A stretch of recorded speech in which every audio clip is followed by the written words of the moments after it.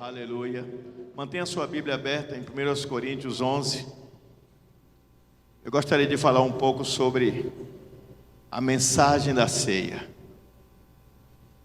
A ceia é comemorada em todas as religiões cristãs, com algumas modificações.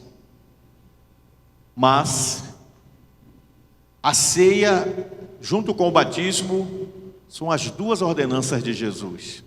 O batismo, Jesus disse que todo aquele que cresce deveria ser primeiro batizado e depois ensinado a guardar as coisas que ele ensinou. Não é ensinar primeiro e depois batizar, é o contrário. Mas a pessoa tem que dar testemunho de convicção, de conversão, que é voltar atrás no caminho do mundo e se voltar para Deus, trilhar o caminho que é Jesus, caminho, verdade e vida. Mas a ceia tem um outro simbolismo. A ceia é instituída por Jesus poucos dias antes da sua crucificação. Jesus, sabedor de todas as coisas, já sabia que ia ser entregue na mão dos romanos, pelos judeus invejosos, e que seria morto. Jesus já antevia o seu sofrimento. Na noite anterior, na quinta-feira, ele foi entregue numa cesta. Na quinta-feira, quando ele estava no Monte das Oliveiras, ou Getsemane, ele orou com tamanha intensidade que o seu suor se tornou em gotas de sangue. Ele chegou a dizer: Pai, se tiver outro jeito, afasta de mim esse cálice. E ele se referia ao sofrimento da morte na cruz. Mas Jesus não fugiu da missão. Como você, meu irmão, e eu, não devemos fugir da missão, não importa as dificuldades pelas quais passemos. O Deus que nos chamou é suficientemente poderoso para guardar os nossos corações em Cristo Jesus. E se tivermos que tombar em batalha, morrer, sem negar a nossa fé, não devemos temer, porque a vida terrena é passageira, mas a vida eterna com Deus é para os que amam a Ele e guardam a sua palavra. A verdadeira vida do crente é a vida espiritual, não é a vida material. Alguns morrem muito cedo, outros morrem na meia-idade, outros morrem bem idosos. Isso tem valor na contagem humana. Aos olhos de Deus, não. Aos olhos de Deus, Ele olha o quanto você foi dele. A Bíblia diz que João Batista morre aos 30 anos. João Batista era 6 meses mais velho que Jesus. Mas quando João Batista morre, ele cumpre o seu legado, ele cumpre a sua missão. Ele deixa, aliás, o seu legado, que era preparar o caminho do Salvador. E ele se torna tão grande, tão importante, que Jesus vai dizer que dos nascidos de mulher, no reino dos céus, ninguém é maior do que João. Mas aí ele conta um segredo do reino dos céus. Ele diz que o João é o menor no reino dos céus. Porque lá o menor se torna o maior, e o maior se torna menor. Porque quando você é servo, você é menor, porque você se diminui para que o outro cresça. E aquele que ama, ele está sempre ajudando o outro a crescer, a avançar, a ir além. Você não pode fazer das pessoas degraus, mas você pode se tornar você uma alavanca que vai ajudar aquela pessoa a ir além. Mas a ceia, ela tem uma simbologia bastante interessante. Eu queria ler com vocês de novo o capítulo 11, versículo 23, onde Paulo diz assim. Abram suas Bíblias aí, capítulo 11, versículo 23. Porque eu recebi do Senhor. Ele começa falando da origem desta ordem. Não é uma invencionice de Paulo. Não foi uma coisa que Paulo não tinha o que fazer e disse: eu vou criar uma doutrina nova. Eu vou criar a doutrina da ceia. Está cheio de igrejas por aí, criando doutrinas novas, criando regras novas, algumas que não têm nem respaldo nas Escrituras. E algumas dessas doutrinas é para justificar o comportamento mundano. E nós não podemos fazer com que a Bíblia, presta atenção nisso aqui, igreja, por favor. Nós não podemos fazer com que a Bíblia se enquadre na nossa realidade. Pelo contrário, nós é que temos que nos enquadrar na realidade da Bíblia. A Bíblia não foi escrita para ser adaptada à realidade e à conveniência do homem desta ou daquela igreja. É a igreja de Cristo, é o cristão que tem que se adaptar à realidade da palavra. Então, quando a Bíblia diz que uma coisa é pecado, não adianta vir com reinterpretação e suavizar o pecado, minimizar o pecado, reduzir o pecado, relativizar o pecado, porque isso não fará com que o pecado deixe de ser pecado. Quando a Bíblia diz que todos os pecados destituídos estão da glória de Deus, está dizendo que no julgamento de Deus ninguém é inocente. Ora, se ninguém é inocente, eu sou pecador, você é, todos estamos reduzidos a nada. Mas aí vem Cristo Jesus, entra na nossa vida, nos restitui o direito da vida eterna, nos restitui a cidadania do céu, a cidadania, o direito de participar das coisas celestiais. E aí vem os simbolismos. Vamos adiante. Eu recebi do Senhor. Ele está falando primeiro da origem, de onde veio. Eu recebi do Senhor, portanto veio do céu. Veio da ordem de Jesus, que seguia a ordem do Pai. Não é uma invenção de Paulo, é uma ordem divina. E ele diz: o que eu também vos entreguei. Ele delegou para a igreja a continuidade dessa missão. É a igreja que tem a missão de levar a mensagem de Cristo. É a igreja que tem a missão de anunciar o Salvador. É a igreja que em cada ceia que celebra, proclama que Cristo existiu, porque acreditem, já há quem diga que Jesus é um mito, que Jesus não existiu, e já existe gente tola o bastante para acreditar nessa mentira, que Jesus não se tem certeza se ele existiu ou se ele é um personagem criado há 2000 anos atrás. É claro que Jesus existiu, existem fatos históricos que comprovam a existência de Jesus, existem registros dentre os romanos e dentre outros povos da existência deste homem extraordinário que impressionava a todos que o conheciam. Há um escrito atribuído a um procurador da Judéia, que era um cidadão romano, que refere-se a Jesus de uma maneira bem interessante. Ele descreve Jesus fisicamente como um judeu comum, de pele morena, queimado do sol. E depois ele diz: mas há nele algo que o diferencia dos demais. E ele disse: ele tem o brilho dos deuses em seus olhos. O olhar de Jesus era convincente, o olhar de Jesus capturava as pessoas, porque em Jesus habitava a plenitude do Espírito Santo. Diga: plenitude do Espírito Santo. E essa plenitude do Espírito Santo fluía através do seu olhar, através do seu falar. Um exemplo disso é quando Jesus é negado por Pedro, e a Bíblia diz que quando ele passa e vê Pedro sentado, depois de Pedro tê-lo negado 3 vezes, ele olha em direção a Jesus, Jesus olha em direção a Pedro, e Pedro não aguenta o olhar de Cristo, ele sai para chorar.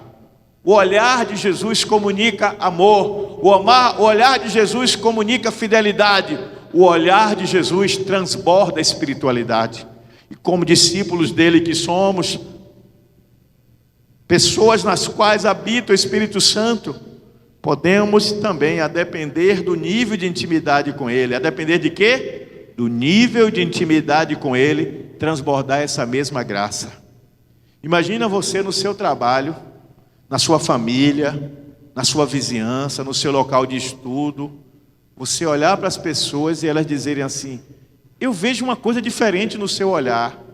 O que é? Eu não sei, mas é uma coisa boa, é uma coisa de Deus. Você passa paz, você passa tranquilidade, você passa confiança, você passa a presença de Deus. Quando eu estou com você, eu sinto Deus em sua vida. E é isso que eu quero profetizar sobre a vida de cada um de vocês, e de vocês que estão assistindo em casa, que quando um crente anda na presença de Deus, ele transborda a graça no sorrir, no falar, no agir, no olhar. Mas eu estou falando de simbolismos das ceias. Ainda no capítulo 11, versículos 23 em diante, Paulo diz: eu recebi do Senhor que também lhes entreguei, que o Senhor Jesus, na noite em que foi traído, presta atenção, Jesus sabia que tinha um traidor. Na última ceia, Jesus diz que tem um dentre eles que vai traí-lo, a ponto deles perguntarem entre si: sou eu, Senhor? Acaso sou eu? E o outro: sou eu, Senhor? Ele diz: é aquele que come comigo do pão. Ora, todos estavam comendo do pão, mas provavelmente Jesus estava se referindo àquele que estava pegando o pão naquele momento com ele, que era Judas Iscariote. Mas o que eu acho notável nessa passagem e nessa referência é que Jesus sabia que tinha um traidor, mas Jesus não perdeu o foco da missão. Tem pessoas que quando passam por situação de traição ou de decepção com alguém, começa a falar daquela pessoa e cria inimizade e cria narrativas. Isso é da natureza humana pecaminosa, pode atingir a mim ou a qualquer um de vocês, mas quando temos a mente de Cristo, nós vemos a coisa com um outro olhar e nós transformamos a crise em oportunidade, a dificuldade numa maravilhosa chance de transformação, primeiro de nós mesmos e depois das pessoas ao nosso redor. Você pode transformar o seu entorno a partir da postura que você adota diante da dificuldade. Mas parece que a natureza pecaminosa do homem, ela insiste em fazer você ficar ressentido e realimentando o ressentimento, a mágoa, porque fulano fez, porque fulano deixou de fazer, porque fulana fez, porque fulano deixou de fazer, porque me agiram assim comigo, agiram assado. Gente, qualquer situação de traição, qualquer situação de calúnia, de inverdade, qualquer situação de decepção, vai doer no coração, mas não deixa que isso te domine. Jesus sabia que Judas estava ali, que Judas ia entregá-lo, que ele ia passar por um grande sofrimento, mas eu penso que ele não desistiu de Judas até o último momento. Não desista do seu irmão, não desista da sua família, não desista do seu próximo, não desista de quem um dia te magoou, de quem um dia te feriu, de quem um dia te difamou. Não desista, porque o amor é a única arma capaz de transformar a desgraça em graça, a destruição em construção. O desamor pode ser transformado em amor por alguém que decide amar apesar de quê? Apesar das circunstâncias, apesar dos outros. Eu passei uma fase da minha vida que eu sofria muito, magoado, ressentido por as posturas que algumas pessoas tomaram para comigo, quer seja no ministério ou fora dele.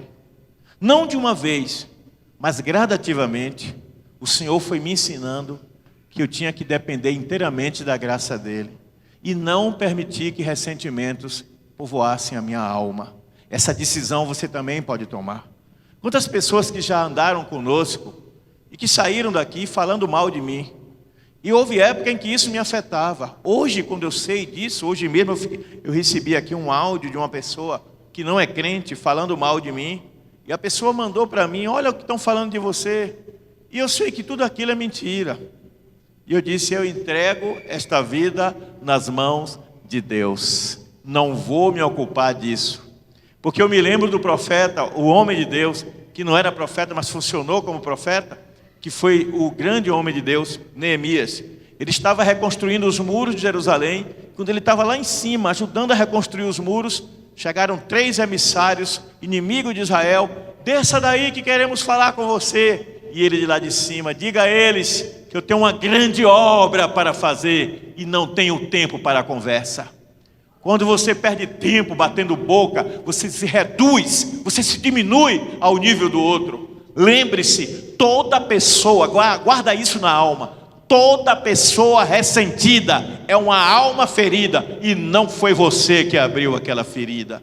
Ele se ressente de atitudes e de posturas, porque a alma desta pessoa está predisposta a se ferir. Mas você não pode deixar que uma ferida seja contínua na sua vida. Uma vez eu vi uma pregação com o título de Crentes Perebentos. Pereba é ferida. E o pastor falou sobre tipos de perebas que vêm na vida do crente: mágoa, rancor, ressentimentos, inveja, ciúmes e etc. Você não pode deixar que essas coisas te dominem. Essas coisas podem até vir na sua vida por um pouco de tempo, mas ela não pode exercer controle sobre a sua vida. E a ceia, ela é um momento de perdão, é um momento de nós refletirmos sobre a nossa própria condição, como eu vou falar um pouco daqui a pouco. Mas continuando, ele diz: eu recebi do Senhor que também lhes entreguei, que o Senhor Jesus, na noite em que foi traído, ao invés de ser dominado pelo rancor, ao invés de entregar ajuda na frente de todo mundo e dizer: pega esse cabra, leva lá atrás e dá uma peia nele, esse sem vergonha está comigo há 3 anos e vai me trair, vocês ousem vocês 11, peguem Judas, leva lá atrás, dá uma surra nele. Como os púlpitos estão cheios de justiceiro, não é verdade, gente? Como a internet está cheia de pregador justiceiro, querendo fazer justiça com as próprias mãos. O Senhor diz na sua palavra: minha é a vingança, eu retribuirei, diz o Senhor. Eu prefiro crer na Bíblia. Eu prefiro confiar no meu Deus. Eu sei que muitas vezes somos injustiçados, tratados como bobocas, como otários, mas Deus honra a sua fidelidade. Deus honra a sua atitude de quem tem temor a Ele. E a palavra do Senhor diz no livro de Provérbios, capítulo 1, versículo 1, que o temor do Senhor é o começo, é o princípio da sabedoria. E muitas vezes as pessoas pensam que quem age assim é um tolo, é um bobão, é um boboca, é um otário, é um ingênuo. Mas não, você é crente e você confia na graça de Deus, confia na providência de Deus, confia na intervenção de Deus, confia no juízo de Deus, e você não vai erguer a sua mão. Lembro-me do episódio agora em que Davi é perseguido durante meses pelo rei Saul, que quer matá-lo. E por que o rei Saul quer matá-lo? Porque ele não aceita o fato de que Deus escolheu Davi para sucedê-lo. Ele dizia, um homem temente a Deus, mas ele era só da boca para fora. Está cheio de gente dentro das igrejas, está cheio de gente se dizendo crente em Jesus Cristo, que é perseguidor, que é maledicente, que é fofoqueiro, que é difumador, é caluniador, é servo do diabo. Sua boca e sua língua estão a serviço do inferno para maltratar, para ferir, para destruir reputações, mas que não seja assim com a sua vida. Eu ouvi um amém? Que não seja assim com a sua vida. Sua boca é boca profética, é boca de bênção, é boca para dizer assim: hoje ele me persegue, hoje ela me amaldiçoa, mas eu profetizo no mundo do Espírito que ele ou ela ainda vai me pedir perdão, porque a graça de Deus vai alcançar e vai transformar. E se tratar de um crente, ele vai ser tratado pelo Espírito Santo, e no momento certo ele vai se arrepender das suas palavras. Davi perseguido tem a chance de matar Saul várias vezes, mas não mata. E ele apenas exclama: longe de mim erguer minha mão contra o ungido do Senhor. Você também é um ungido do Senhor, porque sobre você repousa o Espírito Santo. Você é um escolhido de Deus. Ungido é escolhido. Você é um ungido de Deus, mas o seu irmão também é um ungido. Se o seu irmão está em pecado e você sabe disso, vai a ele, confronta ele em amor, na palavra, não nos seus achismos, não nas suas teorias, mas na palavra. E se você não tem maturidade para fazer isso, procure alguém que faça, porque quem vai trazer o juízo é Deus. Não se engane, você foi traído, foi enganado, foi injustiçado, a justiça de Deus virá no tempo certo, você não precisa fazer nada. Eu posso ouvir um amém? Mas Jesus, diante da traição de Judas, ele segue o roteiro. Como diz um amigo meu, segue o baile. Ele não para o que está programado. E então Jesus pega o pão, porque havia um simbolismo importante. O pão era um dos elementos mais importantes da refeição diária do judeu. O pão vinha da terra. O pão era a base principal das refeições deles. Tanto que no Antigo Testamento, quando é instituída a ceia, peça, que é passagem, o dia que o anjo passou sobre o arraial, eles comiam ervas amargas, para lembrar do sofrimento no Egito, comiam carne de cordeiro, porque ali estava profetizado o cordeiro de Deus que tiraria o pecado do mundo. Tinha que ser um cordeiro novo, sem mácula, sem mancha, sem ser manco, tinha que ser perfeito, simbolizando a perfeição de Cristo. Imagine isso sendo feito durante mais de 1000 anos.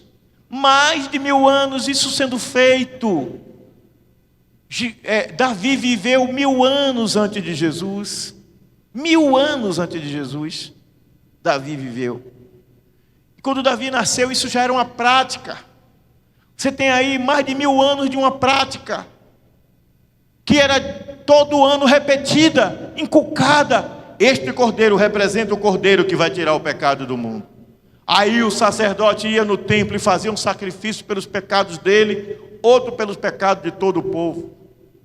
Mas ele fazia pelos pecados passados, porque o pecado futuro tinha que ser no ano seguinte. Quando Jesus vem, João Batista diz: este é o Cordeiro de Deus que tira, remove o pecado do mundo. Glória a Deus. E quando você se arrepende dos seus pecados e aceita Jesus como Salvador, no mundo espiritual, você tem todos os seus pecados cancelados. A sua dívida espiritual é zerada, cancelada, porque o sangue de Jesus passa a ter efeito sobre você, porque você o recebeu como seu Salvador. Imagina que tem uma doença grave que está matando todo mundo. E tem ali 100 pessoas que a ciência descobriu que essas 100 pessoas têm no sangue delas uma resistência natural para aquela doença.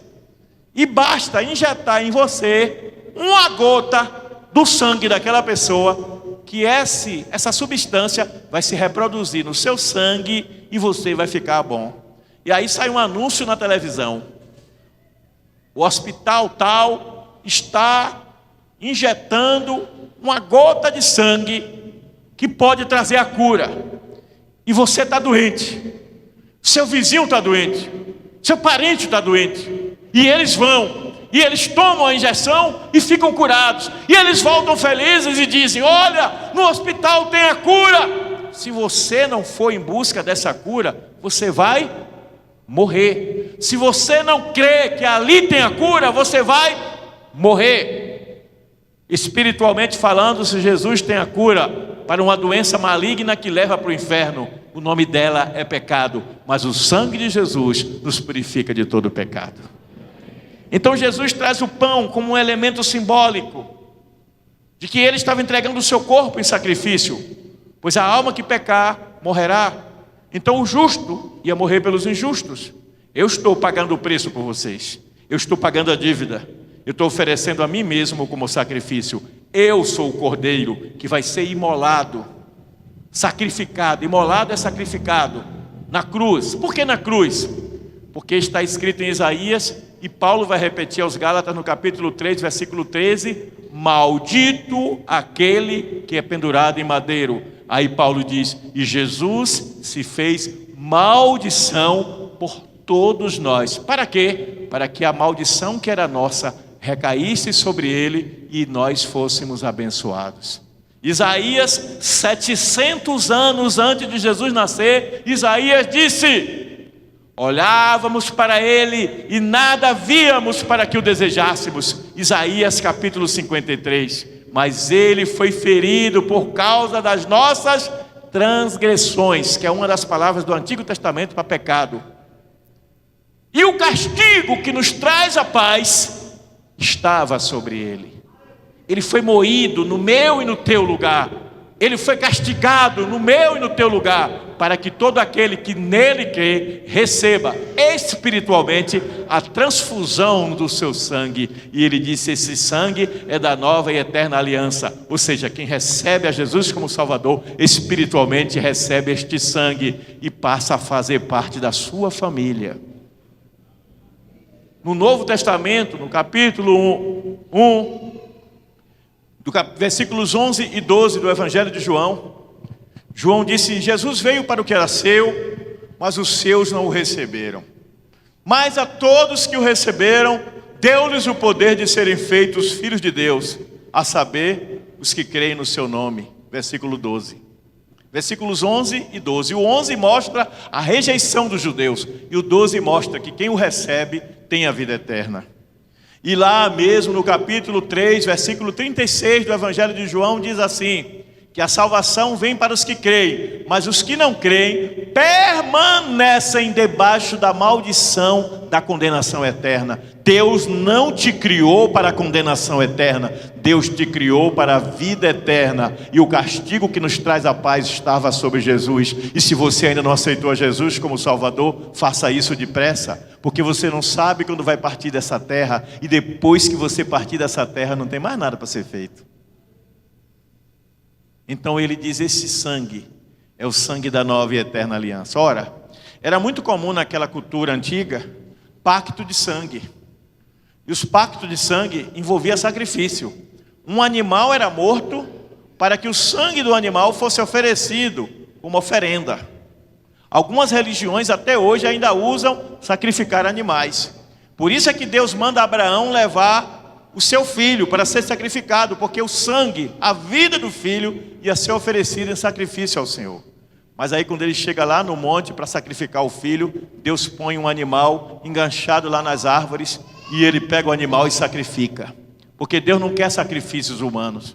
Paulo, escrevendo aos Romanos, no capítulo 12, versículos 1 e 2, ele diz: rogo-vos, pois, irmãos, pela compaixão de Deus, que apresenteis os vossos corpos em sacrifício vivo, santo e agradável a Deus, que é o vosso culto racional. E não vos conformeis com este mundo, mas transformai-vos pela renovação do vosso entendimento, para que experimenteis qual seja a boa, agradável e perfeita vontade de Deus. Ou seja, o apóstolo está nos desafiando a uma tomada de posição, a uma mudança de postura, a uma mudança de mentalidade, a um modo diferente de ver as coisas. Porque não basta mudarmos de opinião, não basta mudarmos de companhia. Isso, na verdade, é mudança temporária. Porque a essência verdadeira da transformação, ela vem de dentro para fora e não de fora para dentro. Então o que tem que mudar é o modo como você olha as coisas. Porque a Bíblia diz que tudo é puro para os puros. E se os seus olhos forem puros, tudo será puro. Você está olhando para a maldição, para a destruição, mas o seu olhar é um olhar de esperança. O seu olhar é um olhar de fé, o seu olhar é um olhar de amor, e são essas três coisas que a Bíblia diz em 1 Coríntios capítulo 13, que permanecem no céu: a fé, o amor e a esperança. Se você olha para uma realidade destruidora na sua família, talvez alguém dependente de drogas, talvez um marido que bebe e bate na mulher, talvez uma mulher que é briguenta, que cria problema dentro da família, implica, fica falando que vai embora. Talvez uma situação, que eu poderia citar vários tipos aqui, que você acha que não tem saída dentro da sua família. Talvez uma enfermidade que não tem cura, problema de desemprego, uma tristeza talvez profunda que abateu sobre você, uma crise de ansiedade, síndrome do pânico, seja o que for que está rodeando a tua vida para paralisar a tua fé, reaja. Reaja pela mudança de mentalidade. Reaja por um novo olhar, um olhar de fé, um olhar de vida, um olhar de amor, um olhar de esperança. Quando você come do pão, ele não te dá poder mágico nenhum. Quando você bebe do cálice, não lhe dá poder mágico nenhum. Mas eles são símbolos que lembram você que aquele que deveria morrer pelos pecadores já morreu. E quando você peca, você confessa a Ele, você é restaurado. Filhinhos, estas coisas escrevi para que não pequeis, mas se pecardes, temos um advogado, um defensor junto ao Pai, Jesus Cristo o justo. Pai, me perdoe, eu pequei. No capítulo 15 do livro de Lucas, lemos a parábola do filho pródigo. E o filho pródigo representa a raça humana. E o pai da história do filho pródigo representa Deus. E o filho pródigo quer a herança antes da hora, antes do pai morrer. Não existe herança de pai vivo, mas ele quer a herança. E de tanto insistir, o pai dá, ele vai embora e gasta tudo nas farras. E quando está pobre, os amigos somem. Ele não tem o que comer, ele não tem o que beber, ele vai cuidar de porcos. E eu quero informar a quem é distraído, eu já preguei sobre isso, que porco é um alimento proibido aos judeus. Porco é símbolo na Bíblia de imundície, porque os porcos antigamente não eram criados como hoje. Hoje não, os porcos são criados com todo cuidado, toda higiene. Mas os porcos de antigamente eram na imundície, como em alguns lugares ainda é. Então por conta disso transmitia muita doença. Então o Senhor proibiu uma regra para o povo dele não ser contaminado, de não comer carne de animal com a pata fendida, e o porco estava incluído. Então o porco passou a ser símbolo para os judeus de coisa impura, de coisa que você não deve nem tocar, nem chegar perto. Não é que o animal é maldito, não é nada disso. Quando Jesus vai expulsar o demônio do gadareno, o homem que tinha uma legião de demônios, e uma legião era um grupamento de soldados militares romanos, ia de 2 a 6 mil homens, mínimo de 2 mil, máximo de 6 mil. Então tinha no mínimo 2 mil demônios dentro daquele homem, num homem só. Ele vivia nos cemitérios, Ele causava medo, ele partia as correntes, ninguém prendia ele, ele assustava todo mundo. Mas quando Jesus resolve expulsar o demônio dele, um dos demônios diz: não nos mande para as profundezas, que é o inferno, nos coloque naqueles porcos. E a Bíblia diz que ali havia criadores de porcos. Por que eles criavam porcos? Porque eles não eram judeus, eles eram mestiços, eles eram samaritanos, eles fugiam da regra. E está cheio de gente dentro da igreja com postura de samaritano. Não do bom samaritano, mas de samaritano que se tornou impuro porque misturou a fé pura com as coisas deste mundo. Todas as vezes que você, seja na vida real ou na vida virtual, você mistura o que é santo com o que é impuro, você está tendo uma postura de samaritano. Mas Deus quer que você tenha uma postura de homem digno, de homem puro. E aqui vai um rema para muita gente essa noite. Deus quer que você seja puro na linguagem. Deus quer que você seja puro nas escolhas. Deus quer que você seja puro nas atitudes. Porque tudo que você faz reflete quem você é em Cristo Jesus. Então resplandeça a glória de Deus, para que os homens, vendo estas obras, glorifiquem ao teu Pai que está nos céus. Ceia nos fala deste Jesus que renunciou ao direito de se sentir ofendido, renunciou ao direito de se sentir insultado, renunciou ao direito de ir para cima de Judas e dar uns tapas nele. Ele preferiu cumprir a missão, porque ele confiou no Pai. Judas sai e entrega Jesus. Jesus é arrastado, é levado à presença do rei Herodes, é humilhado, é surrado, é colocado nele uma coroa de espinhos, é colocado nele um manto real caríssimo de rei, para zombar dele. Não é o rei dos judeus? Jesus é levado a Pôncio Pilatos, que o despreza. Ele é entregue para ser crucificado. Ele é obrigado a carregar o seu instrumento de morte, de tortura, a cruz, pelas ruas. Isso era uma forma de humilhação. As pessoas olhavam para ele e a Bíblia diz que meneavam a cabeça assim, ó. Menear a cabeça é isso aqui, ó. Aqueles que diziam crer nele, admirá-lo, de repente o desprezam. É o que acontece com muitos de nós quando alguém nos difama, quando alguém mente contra nós, quando alguém tenta nos prejudicar. Pessoas que nós achávamos que eram amigas, que confiavam em nós, que eram nossos aliados, meneiam a cabeça, se afastam de nós. Nos dias de hoje, cancela nas redes sociais, não responde mensagens nem chamadas, ignoram. Mas eu quero dizer que quando você se arrepende de verdade, prestou atenção? De verdade do seu pecado, e você confessa a Jesus e não volta mais para Ele, o sangue de Jesus te purifica de todo o pecado. Jesus é morto na cruz, clamando por misericórdia: Pai, perdoa-os, eles não sabem o que fazem. A ceia nos lembra desse dia da crucificação. A ceia nos lembra do dia anterior à crucificação, em que ele sabia de tudo isso, mas ele não fugiu. Existe um filme famoso, um filme herege, que fala da crucificação de Cristo. O nome do filme é A Última Tentação de Cristo. Eu não recomendo assistir esse filme. É leviano demais. Mas o autor achou que Jesus, na hora que estava morrendo na cruz, na cabeça do autor, ele pode ter pensado como seria a vida dele se ele não tivesse morrido na cruz. E então Jesus, na história desse autor, ele não morre na cruz, ele desiste, ele renuncia, e ele casa com Maria Madalena, e ele vive uma vida mundana.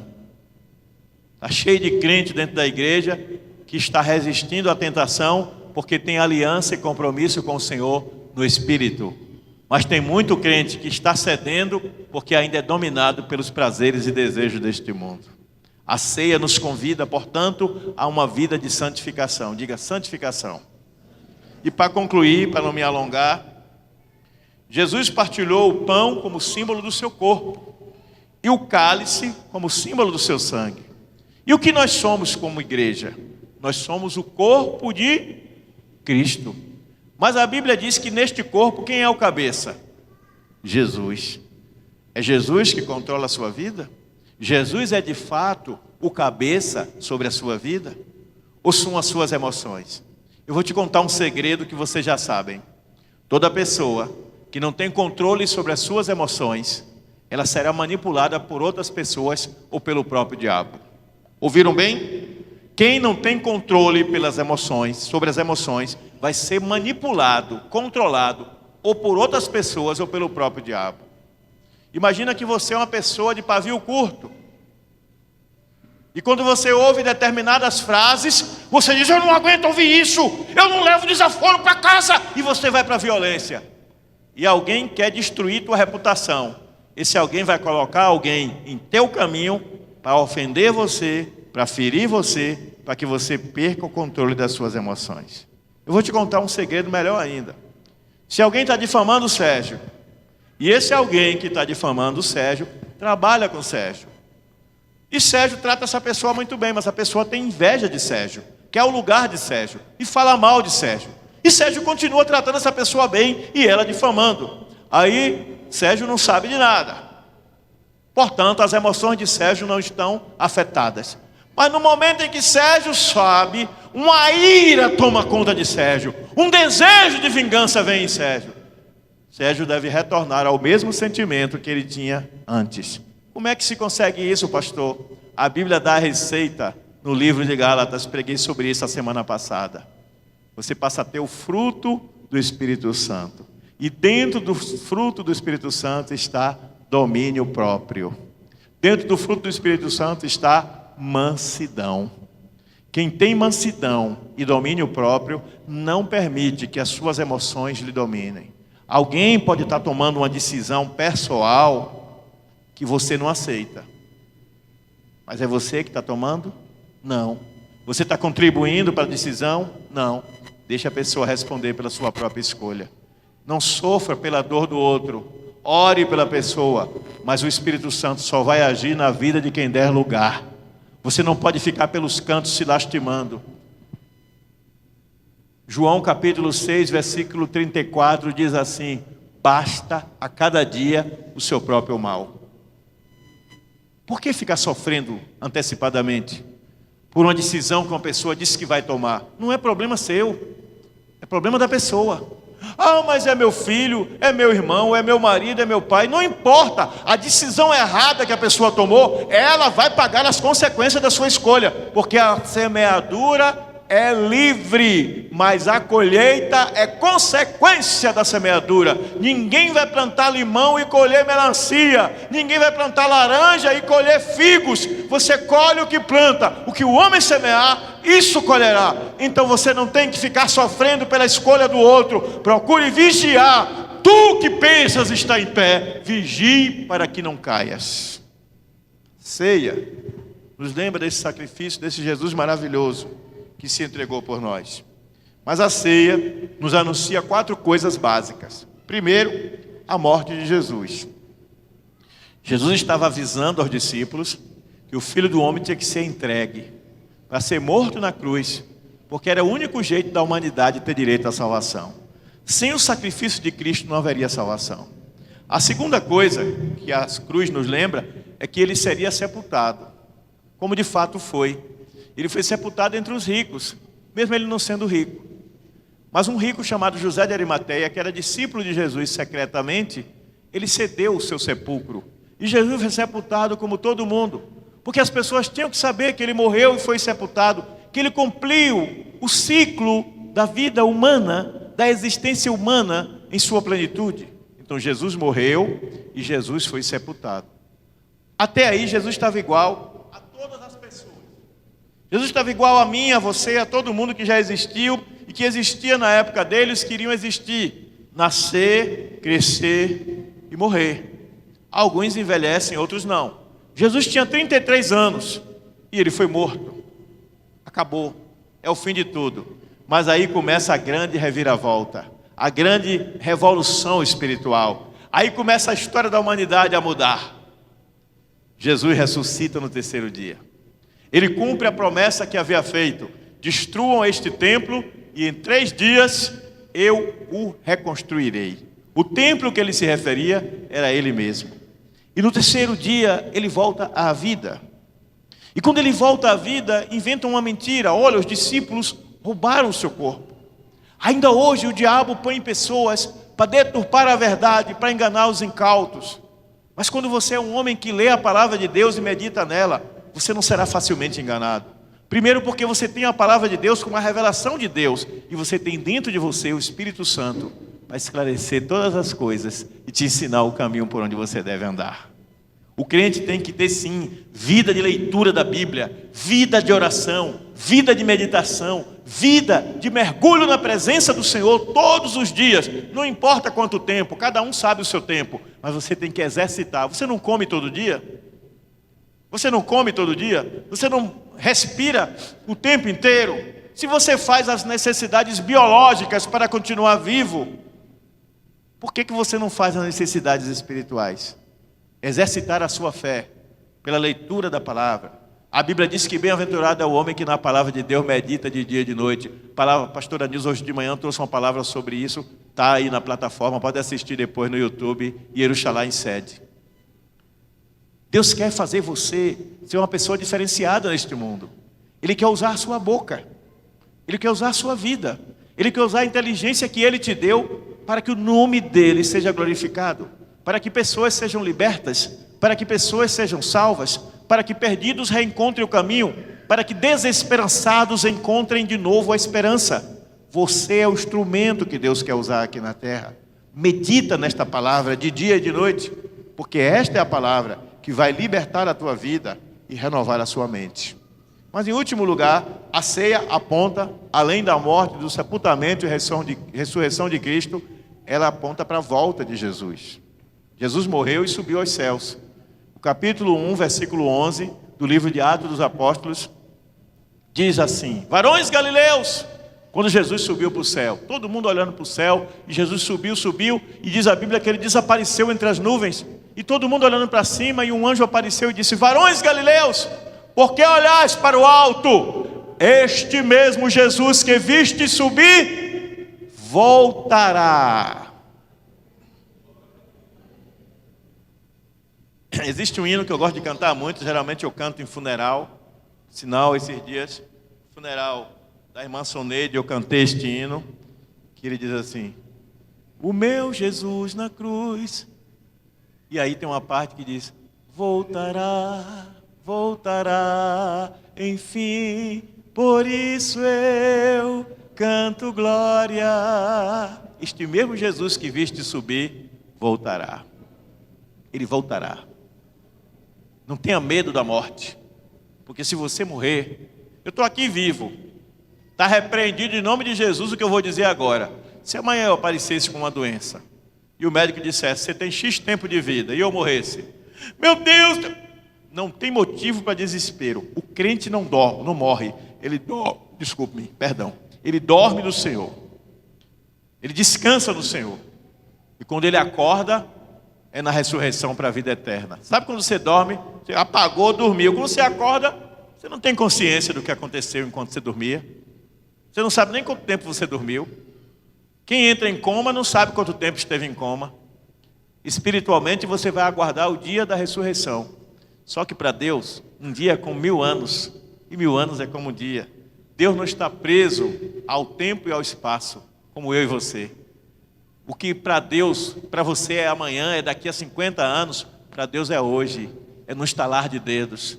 Então a sua redenção, a sua salvação, Jesus enxergou antes que você alcançasse.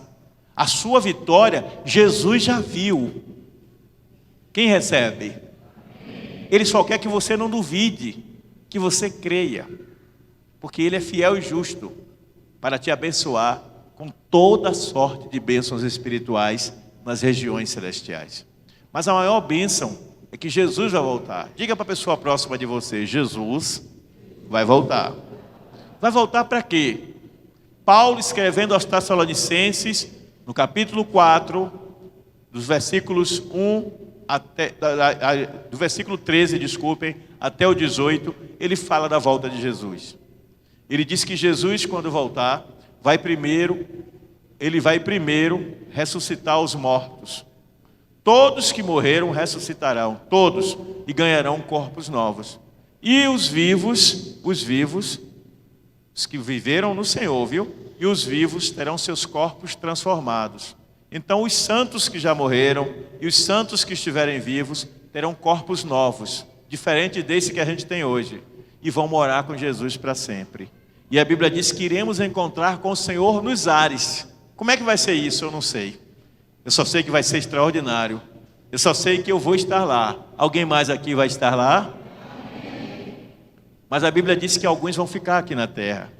Quando houver o arrebatamento, os que duvidaram, os que ficaram racionalizando, os que não creram no milagre da ressurreição, os que não creram no sacrifício da morte, os que não creram que Jesus vive, Ele está vivo, irmãos.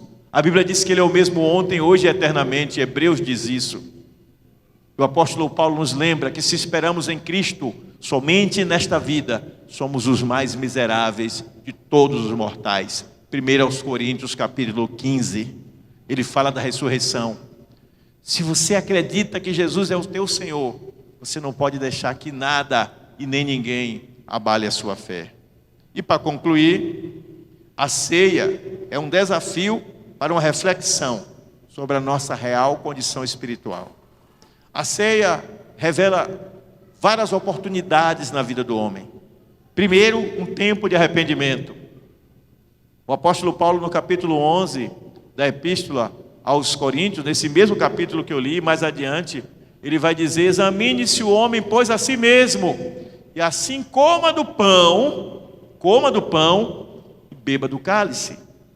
Ou seja, examinar-se a si mesmo é avaliar se tem em você algum caminho errado. O salmista no Salmo 139 diz assim: sonda-me, ó Deus, e vê se há em mim algum caminho mau. É o autoexame. Eu falei alguma coisa que não devia, eu fiz algo que eu não devia, deixei de tomar uma atitude quando eu devia ter tomado uma atitude de crente, eu neguei Jesus com alguma atitude minha, alguma ausência de atitude, e você pede perdão ao Senhor, e aí você toma a ceia. Essa história de eu não vou tomar a ceia não, porque eu fiz uma coisa errada. Se você fez a coisa errada, se arrependa, confesse ao Senhor, e deixe que o sangue de Jesus Cristo te purifique, porque o sangue de Jesus cobre uma multidão de pecados. Então, em primeiro lugar, é um tempo de arrependimento, mas é também um tempo de confissão. 1 de João 1:8, se confessarmos nossos pecados, Ele é fiel e justo para nos perdoar e purificar de toda iniquidade, de toda impureza, de toda injustiça. A ceia é essa oportunidade de restauração. Você está brigado com o irmão, sai do seu lugar sem precisar o pastor mandar, vai ao irmão e pede perdão. Eu estava assistindo um filme esses dias. Um filme não, uma série. Acho que eu estou na penúltima parte já. E eu aprendi muito com essa série. E tem duas amigas que são amigas inseparáveis. Uma ajuda a outra na maior dificuldade, uma está do lado da outra. E aí acontece um problema lá e uma delas diz: não, você não é mais minha amiga, não quero nunca mais olhar para a sua cara. E ela passa mais de anos sem falar com a amiga. Ela não deixa a amiga nem ir no enterro do pai, tanto ódio que ela está. Aí ela descobre que está com câncer. E aí ela liga para uma que ela acha que é amiga e não dá a mínima. E aí ela lembra da amiga do peito que ela tinha há mais de 30 anos, e ela vai em busca da amiga e não acha a amiga está viajando. E quando a amiga está em outro país e fica sabendo que ela está com câncer, larga tudo e volta para ficar com ela. É claro que é só um filme, mas o amigo verdadeiro age assim. A palavra do Senhor diz no capítulo 17 do livro de Provérbios, versículo 17: em todo tempo ama um amigo, e na hora da angústia surgirá um irmão. Não pense que seus amigos verdadeiros são aqueles que festejam com você, que quando tudo está bem, estão ali celebrando, que quando você está bem, estão ali do seu lado. Certamente, os amigos verdadeiros estão ali também.